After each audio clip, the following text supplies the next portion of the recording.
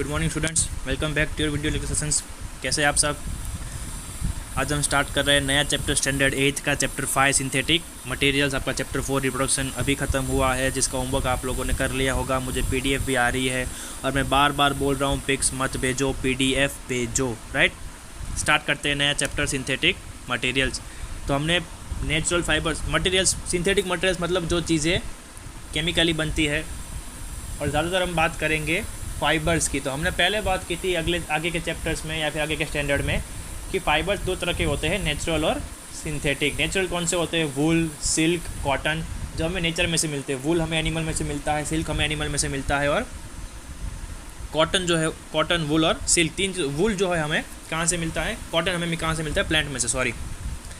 तो अब हम बात कर रहे हैं सिंथेटिक मटीरियल्स की। तो सिंथेटिक मटेरियल्स दो तरह के होते हैं, एक सेमी सिंथेटिक होते हैं और एक प्योर सिंथेटिक होते हैं, जिसको हम चैप्टर में पढ़ने वाले हैं। इन शॉर्ट, सिंथेटिक मटेरियल्स वो होते हैं जो केमिकली बनते हैं या थोड़े नेचुरली और थोड़ा केमिकल ऐड करते हैं। स्टार्ट करते हैं। Natural fibres such as cotton, jute, silk and wool belong to a class of substance called polymers. अब ये लोग ये सारे हैं नेचुरल फाइबर्स, कॉटन हो गया, जूट हो गया, सिल्क हो गया, इन सबको एक ग्रुप में डिवाइड किया है जिसका नाम है पॉलीमर्स। अब उसको पॉलीमर्स क्यों बोला जाता है? क्योंकि ग्रीक में पॉली का मतलब होता है मैनी एंड मेरोस मीन्स पार्ट्स, मतलब कि वो बहुत सारे छोटे छोटे पार्ट्स से जॉइंट है। A polymer is named thus because it is made of small particles or units called monomers. The process by which monomers combine and to form a polymer is called polymerization. जैसे कि ये एक monomer है, right. अब ये इसके साथ joint हो गया, ये इसके साथ जॉइंट हो गया, ये इसके साथ जॉइंट हो गया, तो ये हो गया एक पूरा एक पॉलीमर बन गया। और ये जो प्रोसेस हुई इनकी जॉइनिंग की और ये पॉलीमर जो बना, that is called your polymerisation, जो आपको नीचे 5.1 फिगर का हेडिंग दिया हुआ है, राइट। जब एक मोनोमर बहुत सारे मोनोमर्स को जॉइंट करता है, मतलब एक एक करके, नहीं अलग अलग नहीं दिखते, हमको सब एक जैसे दिखते हैं, तब वो मोनोमर नहीं कहलाता, पॉलीमर कहलाता है। और उस प्रोसेस को क्या बोलते हैं? Polymerisation. Many of the substances in living organisms are polymers. Cellulose, for example, is a polymer of glucose with hemoglobin. While hemoglobin is formed by amino acids, the building block of all proteins. In this chapter, we will study synthetic fibers and other materials which too are polymers. अब सिर्फ ये fibres ही नहीं, हमारे body के अंदर भी ऐसी बहुत सारी चीज़ है जो कि पॉलीमर होती है। क्योंकि अब हमें पता चल गया है कि पॉलीमर इन जनरल क्या होता है कि जब छोटे छोटे यूनिट जो होते हैं एक समान, वो जब जॉइंट हो जाते हैं और बड़ा सा यूनिट बनाते हैं, दैट इज़ कॉल्ड पॉलीमर। और इस प्रोसेस को क्या बोला जाता है? पॉलीमराइजेशन। तो जो हमने सेलुलोज की बात की थी, जो प्लांट्स में होता है, राइट, वो क्या होता है? बहुत सारे ग्लूकोज का जॉइंट होता है, राइट। ग्लूकोज एक मोनोमर है, दूसरा ग्लूकोज, तीसरा ग्लूकोज, चौथा ग्लूकोज, ऐसे हज़ारों लाखों ग्लूकोज जब साथ में मिलेंगे और वो सेलुलोज बनाएंगे, तब क्या बोलेगा कि भाई ग्लूकोज का पॉलीमराइजेशन हुआ और हमें क्या मिला? Cellulose, right. वैसे ही हमारी बॉडी में हीमोग्लोबिन होता है, वो भी बहुत सारे एमिनो एसिड्स का जॉइंट होता है, और एमिनो एसिड्स किस में हेल्प करते हैं? प्रोटीन बनाने में भी हेल्प करते हैं, राइट। तो हीमोग्लोबिन भी हमारा क्या है? एक पॉलीमर है। तो इस चैप्टर में हम यही सब चीज़ डिस्कस करने वाले हैं। तो स्टार्ट करते हैं। Synthetic fibres are use for making clothes and many other useful things. They can be entirely synthetic or semi synthetic. या तो वो पूरे सिंथेटिक हो सकते हैं, मतलब प्योरली केमिकल बेस्ड, नेचर का कोई भी हिस्सा नहीं होगा, या फिर semi synthetic. Semi synthetic fibres like rayons are made by using natural polymers as a starting material. Purely synthetic fibers on the other end are made from chemicals, polyesters, nylons and acrylics are purely synthetic fibers, right? जो हमने अभी बात की थी, मैंने आपको अभी बताया कि प्योरली सिंथेटिक मतलब ओनली केमिकल्स, सेमी सिंथेटिक मतलब थोड़ा केमिकल थोड़ा नेचुरल सब्सटेंस। तो पहले क्या करेंगे हम? सेमी सिंथेटिक एक ही है, रेयॉन। तो पहले रेयॉन देख लेते हैं। These are the most widely used semi-synthetic fibers. They are derived from cellulose and are available in 3 different varieties. रेयॉन्स जो होते हैं वो सेलुलोज के साथ मिक्स करके बनाया जाता है, उसके 3 वैरायटी है, इसीलिए वो सेमी सिंथेटिक है, क्योंकि उसके अंदर हम क्या डाल रहे हैं? सेलुलोज डाल रहे हैं। और सेलुलोज क्या होता है आपको पता है, राइट। पॉलीमर है, किसका? ग्लूकोज का है। और ये सेलुलोज हमने 7th में भी पढ़ा था, जब हम डाइजेशन की बात कर रहे थे कि भाई हम लोग जो है ह्यूमन बींग्स, वो डायरेक्टली घास नहीं खा सकते या फिर कोई भी ग्रीन प्लांट नहीं खा सकते। हम लोग सिलेक्टेड प्लांट खाते हैं, वो भी पकाने के बाद।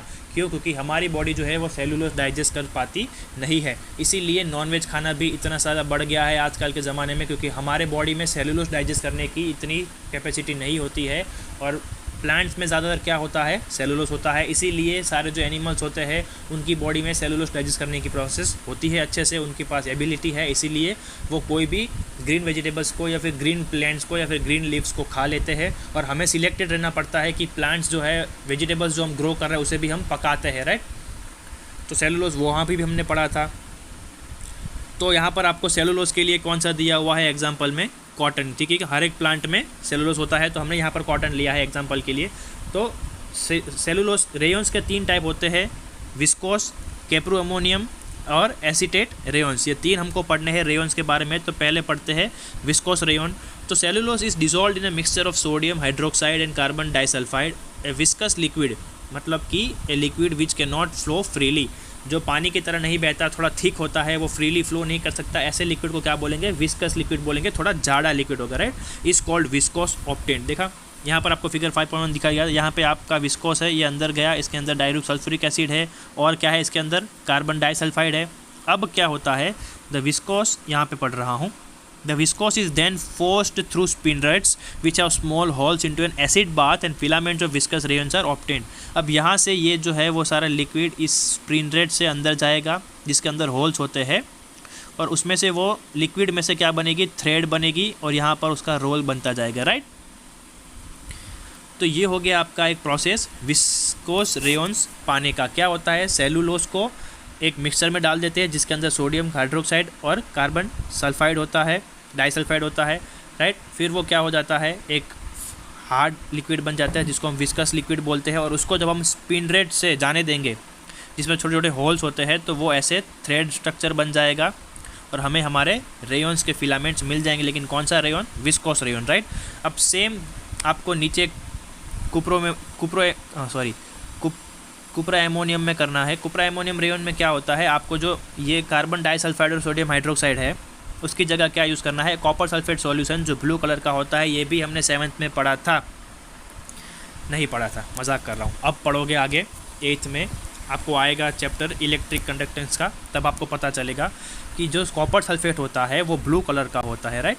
और जब उसको treatment with an excess of ammonium solution करते हैं तो वो एक डीप ब्लू सॉल्यूशन कंपाउंड बनेगा, क्यूप्रो अमोनियम हाइड्रोक्साइड, राइट। अब इस क्यूप्रो अमोनियम हाइड्रोक्साइड के हमें अंदर क्या करना है, सेलुलोज को डिसॉल्व करना है, राइट। क्यों सेलुलोज को डिसॉल्व करना है, क्योंकि हम सेमी सिंथेटिक रेयॉन बना रहे हैं, उसके अंदर 50% नेचुरल चीज़ होती है और 50% केमिकल होता है। तो हमारा 50% नेचुरल जो है वो सेलुलोज है, और 50% जो हमारा केमिकल वो है क्या हमने बना दिया है, कौन सा, क्यूप्रा अमोनियम हाइड्रोक्साइड, राइट।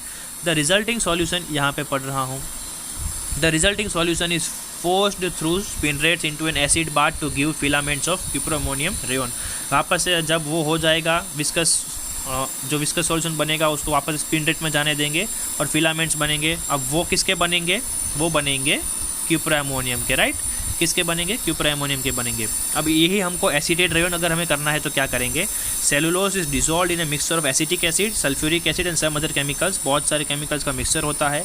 फिर वही सॉल्यूशन को वापस से स्पिनरेट्स में जाने देंगे और जो फिलामेंट्स मिलेंगे वो किसके होंगे, एसीटेट रेयॉन के होंगे। इन शॉर्ट यहाँ पर हमें क्या करना है कि सेलुलोज को अगर हम अलग अलग केमिकल्स में डाल के अगर फिलामेंट निकालेंगे तो जो केमिकल सबसे ज़्यादा मात्रा में है वो उसका फिलामेंट निकालेगा, राइट। हमने यहाँ पर क्यूप्रो अमोनियम डाला था तो हमें उसके रेयॉन्स मिले, हमने यहाँ पर एसिटिक एसिड जरा डाला तो यहाँ पर हमें एसीटेट रेयॉन्स मिले, right.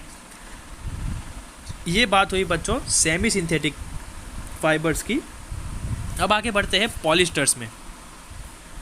The first synthetic fibre obtained was of this class. पहली मतलब जहाँ भी ये जो डिस्कवरी हुई थी पॉलिस्टर्स की या पॉलीमर्स की या फिर सिंथेटिक फाइबर्स की, जब किसी भी पहले इंसान को सोच आया होगा कि भाई हमें एक ऐसी चीज़ बनानी चाहिए जो केमिकली बनती हो, कपड़े जैसी हो, तो तब वो जो चीज़ बनी थी वो एक पॉलिस्टर थी, राइट।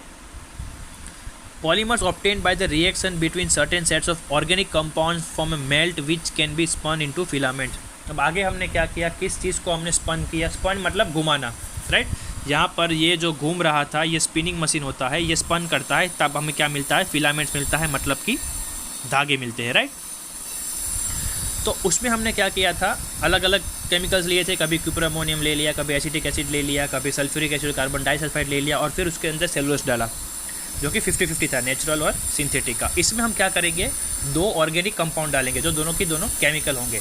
अब ऑर्गेनिक कंपाउंड जो है वो आगे के चैप्टर्स में आप पढ़ोगे, 9th 10th में और डीप में आएगा। अभी आपको क्या याद रखना है, ऑर्गेनिक कंपाउंड्स वो होते हैं जिसमें एक कार्बन ग्रुप होता है, मतलब कि जिसमें C कार्बन प्रेजेंट होता है, उन्हें क्या बोला जाता है, ऑर्गेनिक कंपाउंड्स, राइट।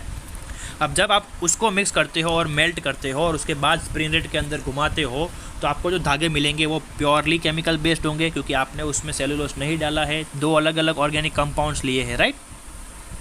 अब इसकी स्पेशल प्रॉपर्टीज़ क्या है, थर्ड लाइन में पढ़ रहा हूँ यहाँ पे। The special property of this filament is that they can B stretched several times from their original length. मतलब कि अगर वो आपको 1 मीटर का धागा मिलता है ये पॉलिस्टर का, तो आप उसको उसके ओरिजिनल लेंथ से बहुत बार ज़्यादा स्ट्रेच कर सकते हो। मतलब आप उस 1 मीटर के धागे को ऑलमोस्ट 5-6 मीटर का कर सकते हो खींच के, वो टूटेगा नहीं। ये उसकी स्पेशलिटी है, right. Styrene and Dacron belong to this class of synthetic fibers. Styrene is used to make cloth. In general, polyesters are used to make textile bottles and insulating tapes. Right?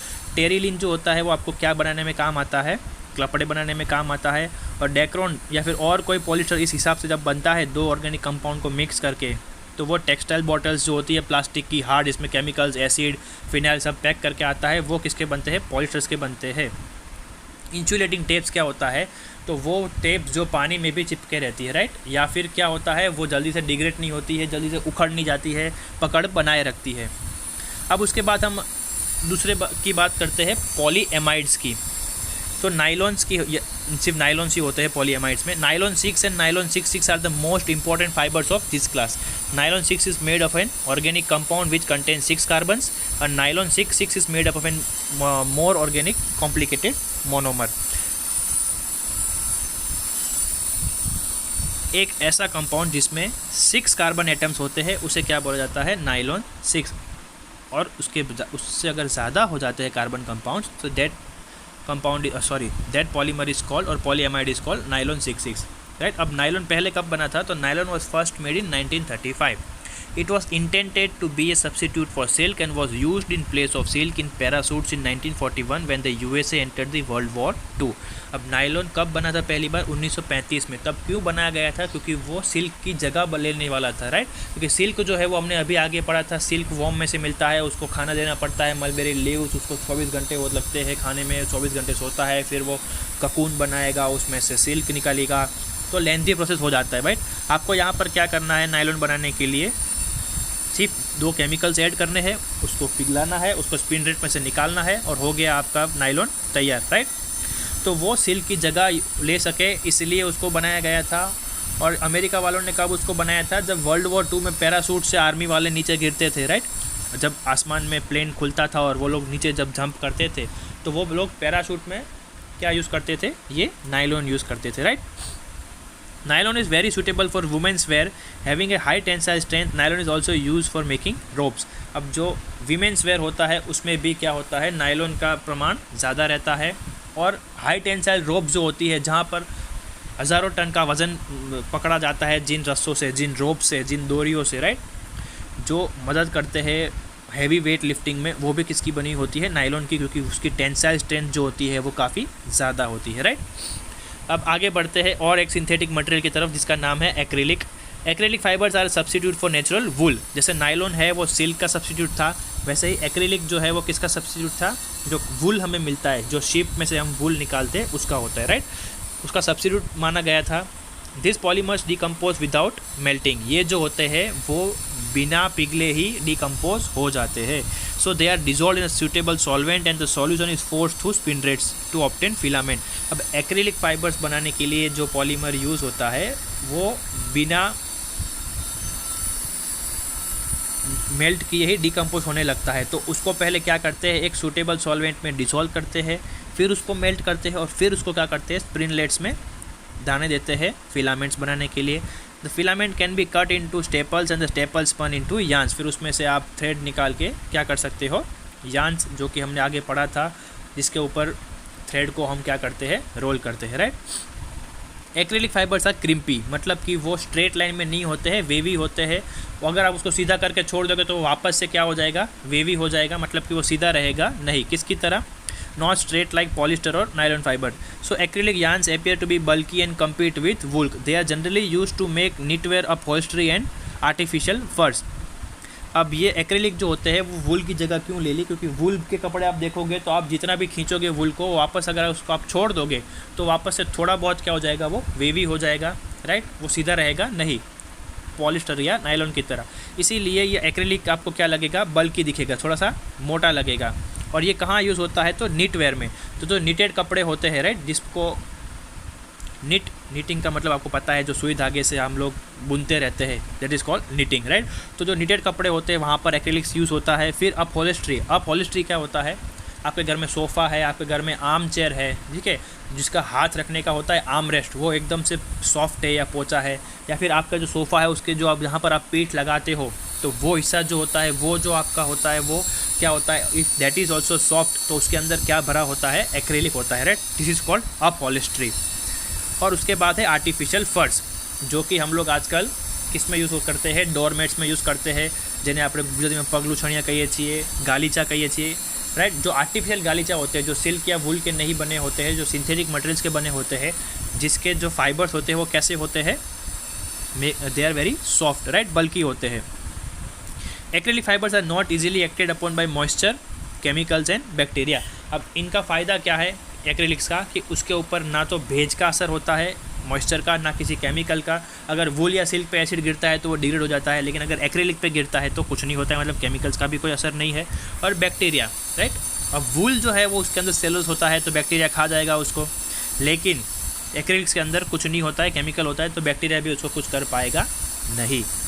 अब ये जो हमने synthetic fibres पढ़े, रेयॉन्स, polyester, पॉलीएमाइड्स, acrylics, इनके advantages क्या होते हैं वो पढ़ लेते हैं कि क्यों वो इतने अच्छे होते हैं।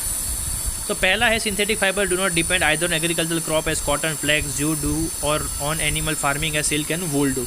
पहला तो है कि ये प्योरली केमिकल बेस्ड है, इसके लिए हमें किसी भी एग्रीकल्चरल क्रॉप के ऊपर डिपेंड रहना पड़ता नहीं है, कि आप खेत में जाओ, कॉटन की खेती करो, उसे उगाओ, उसका ध्यान रखो, पानी डालो, फिर निकालो, फिर उसमें से कपड़े बनाओ, ठीक है। या तो एनिमल के भी डिपेंड नहीं रहता है कि आप शिप ले आओ, शिप को बड़ा करो, उसको खिलाओ, उसमें से वूल निकालो, उसको फिर कंपनी में भेजो, ये कोई भी मगजमारी सिंथेटिक फाइबर्स में नहीं होती है। डायरेक्टली आपको क्या करना है, केमिकल मिक्स करना है और आपको आपके फाइबर्स मिल जाएंगे। पहला बेनिफिट है ये। दूसरा एडवांटेज क्या है, the fabrics made of synthetic fibre like polyester and nylon are easily heat set. मतलब क्या करता है, उसको ये जो सिंथेटिक फाइबर्स होते हैं उसको हीट सेट करते हैं। क्यों करते हैं, उसका वॉल्यूम बढ़ाने के लिए, right. They retain the fold or pleat made on them by ironing even after washing. जैसे कि कोई सिंथेटिक फाइबर है, आपने उसको एक बार इस्त्री किया, राइट, उसके ऊपर एक ग्रीस पड़ गई, तो अगर आप उसको वॉशिंग मशीन में डाल के 2-4 महीने पहन के बिना धोए, अगर आप उसको 1 महीने बाद भी धोकर देखोगे तो आपको वो लाइन जो है, वो क्रीज जो है, वो आपको वैसे की वैसी मिलेगी, और आपको उसको वहीं से फोल्ड करना पड़ेगा। आपको पता चल जाएगा यहीं पे हमने फोल्ड किया था और यहीं से हमें फोल्ड करना है। मतलब कि वो हीट सेट किया जाता है, उसके ऊपर जो फोल्ड या प्लेट होती है वो धोने के बाद भी नहीं जाती है। Thus it is easier to maintain clothes made of synthetic fibre than those of natural fibres. इसीलिए जो नेचुरल फाइबर से कपड़े बने होते हैं उन्हें संकेलवा में थोड़ी तकलीफ पड़े, सिंथेटिक फाइबर्स में ऐसी तकलीफ होती नहीं है। Synthetic fibers are much stronger and hence more durable than natural fibers. They dry easily and have fastest color, right? Synthetic fibers क्या होते हैं, बहुत स्ट्रॉन्ग होते हैं, जल्दी टूटते नहीं हैं, जल्दी सूख जाते हैं और फास्ट कलर होते हैं, राइट। वूल में हमें डाई करना पड़ता है, बहुत सारे कलर्स उसके ऊपर सूट नहीं करते हैं, लिमिटेड चॉइस हो जाती है। सिंथेटिक फाइबर्स में आपको सारे कलर्स मिल जाएंगे। फोर्थ है उसका, synthetic fibres are not easily acted upon by moisture, chemicals and bacteria. जैसे हमने एक्रेलिक में बात की थी यहाँ पर कि उसके ऊपर किसी का भी असर नहीं होता है, वैसे ही कोई भी सिंथेटिक फाइबर पे मॉइस्चर, केमिकल या बैक्टीरिया का असर नहीं होता है। And they are generally cheaper than natural fibres. और ये जो सिंथेटिक फाइबर्स होते हैं वो सिल्क, वूल, जूट, फ्लैक्स से सस्ता होता है। ये थे उसके एडवांटेजेस, राइट। अब उसके डिसएडवांटेजेस देख लेते हैं। Clothes made of pure synthetic fibres are glaringly lustrous. वो इतने सॉफ्ट और लस्ट्रस होते हैं कि आपको इरिटेशन हो जाएगा। और ग्लैरिशली मतलब वो कलर इतना फास्ट होता है कि आपकी आंखों में चुभेगा, right. It is that lustrous. एक लिमिट होती है। लस्टर का मतलब आपको पता है, लिसू, राइट। लस्ट्रस मतलब शाइनिंग सरफेस, जिसके ऊपर लाइट गिरी और फटाक से वो उसको क्या करेगा, रिफ्लेक्ट करेगा, राइट। एकदम स्मूथ लस्ट्रस सब्सटेंस। तो ये सिंथेटिक फाइबर जो होते हैं वो गैरिशली लस्ट्रस होते हैं, मतलब उसके ऊपर कुछ भी गिरेगा लाइट के नाम पे तो वो रिफ्लेक्ट करेगा और आपकी आंखों में चुभेगा। दूसरा है उसका, synthetic fibres melt before burning. उसको जलने से पहले ही मेल्ट हो जाते हैं, राइट। तो अगर आप कहीं पर सिंथेटिक कपड़े पहन के गए और गलती से आग लग गई तो सारे के सारे कपड़े आपके स्किन के साथ चिपक जाएंगे, राइट। सिंथेटिक फाइबर्स का सबसे बड़ा डिसएडवांटेज है। So clothes made of such fibers stick to skin when in contact with flame causing burns. Therefore they should be they should not be Warne in the kitchens और while setting of fireworks. इसीलिए kitchen में कभी भी synthetic material या synthetic fibres को लेकर नहीं जाना चाहिए, क्योंकि वो चिपक जाता है। अगर आपने किसी कपड़े सिंथेटिक कपड़ा पहना है और आपको गलती से आग लग जाती है तो वो कपड़ा जो है वो आपकी स्किन के साथ चिपक जाएगा, फिर आपको स्किन ही काटनी पड़ेगी, क्योंकि वो फिर जल्दी अलग होता नहीं है। तीसरा है synthetic fibres are generally hydrophobic. अब हाइड्रोफोबिक होते हैं, हाइड्रोफोबिक का मतलब क्या है? दे रिपेल मॉइस्चर, वो पानी को परहेज रखते हैं। हमने आगे पढ़ा कि एक्रिलिक फाइबर्स या फिर उसके जो एडवांटेज होते हैं उसमें क्या है, उसके ऊपर मॉइस्चर मतलब कि पानी या भेज का असर होता नहीं है। क्यों? क्योंकि वो उसको रिपेल करते हैं, अपने ऊपर रहने देते नहीं है। अब ये उसका डिसएडवांटेज भी है। कैसे? तो वो क्या करते हैं? मॉइस्चर को रिपेल करते हैं। मान लो कि आपने सिंथेटिक कपड़ा पहना है जो हाइड्रोफोबिक है, राइट? तो वो क्या करेगा? आपकी बॉडी पे जो पसीना आ रहा है, स्वेट आ रहा है, वो उसको सोक नहीं करेगा। अब कपड़े जब हम पहनते हैं तो पसीना कपड़ों पे दिखता है, मतलब कि वो कपड़ा जो है वो पसीने को एब्जॉर्ब कर रहा है। अगर आपका पसीना आपकी बॉडी के ऊपर रहता है तो आपको वो स्किन डिजीज़ करेगा, राइट? इसीलिए बोला जाता है कि जब भी पसीना हो तो हाथ मुंह धो लिया करो या फिर कपड़े चेंज कर लिया करो। क्यों? क्योंकि वो जो पसीना होता है वो आपकी बॉडी का एक वेस्ट है जो आपकी बॉडी से बाहर निकला है, जिसको आपको साफ़ कर देना है। लेकिन अगर आप वो नहीं करोगे तो आप बीमार पड़ोगे, स्किन डिजीज़ होगी, आपको वहाँ पर खुजली आएगी, इरिटेशन होगा। लेकिन उसके लिए आपको कॉटन के कपड़े पहनने चाहिए जो कि नेचुरल फाइबर से मिलते हैं। लेकिन अगर आपने सिंथेटिक फाइबर्स के कपड़े पहने हैं और अगर आपको पसीना होता है तो वो सारा पसीना आपकी बॉडी के ऊपर ही रहेगा, क्योंकि ये कपड़े जो है वो मॉइस्चर को रिपेल करते हैं, वो हाइड्रोफोबिक होते हैं और आपका पसीना सोख होगा नहीं, राइट? तो this is their biggest disadvantage. इसीलिए वो कपड़े पहनने के लिए कंफर्टेबल नहीं होते हैं, स्पेशली इन समर। आप मर जाओगे अगर सिंथेटिक फाइबर्स के कपड़े पहन कर निकले हो तो आप पसीने के साथ नहा लोगे, क्योंकि वो कपड़ा पसीना सोखता नहीं है। Natural fibres are hydrophilic, they absorb moisture, they are also allow the circulation of air, therefore clothes made of natural fibres are comfortable to wear as they allow sweat to evaporate. अब ये जो synthetic fibres होते हैं hydrophobic, वो moisture को तो repel करते ही है, पानी को सोखेंगे नहीं, लेकिन वो आपके बॉडी में जो कपड़े में से जो होल्स होते हैं उसमें से एयर सर्कुलेशन भी नहीं होने देता है कि भाई गर्म हवा हमारे शरीर को लगे और जो हमारा पसीना है वो इवापरेटिव हो जाए। नहीं, वो कुछ नहीं होने देगा। लेकिन उसके अलावा अगर आप नेचुरल फाइबर के कपड़े पहनते हो तो वो हाइड्रोफिलिक होते हैं। वो एक तो मॉइस्चर को एब्जॉर्ब कर लेते हैं, अपने अंदर चूस लेते हैं, और दूसरा एयर सर्कुलेशन भी होने देते हैं, ताकि क्या हो सके, वो जो है पसीना वो इवापरेट भी हो जाए और आपकी बॉडी के ऊपर कोई भी इरिटेशन या हो नहीं, राइट? अब लास्ट पॉइंट है, some electrical charge accumulates on synthetic fibres due to which they cling together as well as to the skin. The electric charge irritate the skin. जब भी आप कभी किसी सिंथेटिक कपड़े को पहनकर निकलते हो या और किसी प्लास्टिक को या उसको छूते हो तो आपको एक झटका सा लगता है। दैट इज़ बिकॉज क्योंकि वो उसमें इलेक्ट्रिकल चार्ज पैदा होता है, क्योंकि वो केमिकल से बना है, तो केमिकल रिएक्ट करते हैं और आपकी बॉडी को तब भी क्या होगा, थोड़ा सा इरिटेशन होगा। तो जितने उसके एडवांटेजेस है उतने ही उसके डिसएडवांटेजेस है। तो जहाँ पर ज़रूरत ना हो वहाँ पर कभी भी क्या करना चाहिए, सिंथेटिक फाइबर यूज़ करना नहीं चाहिए। आज का सेशन यहीं पर ख़त्म करते हैं, मिलते हैं अगले वीडियो में बाकी के टॉपिक के साथ, और ये टॉपिक भी चैप्टर भी क्या करते हैं, ख़त्म करते हैं। मैं आपको होमवर्क भेज दूंगा ग्रुप में, होमवर्क करके मुझे PDF भेज दीजिए। मिलते हैं अगले वीडियो में, तब तक stay home, stay safe, good bye.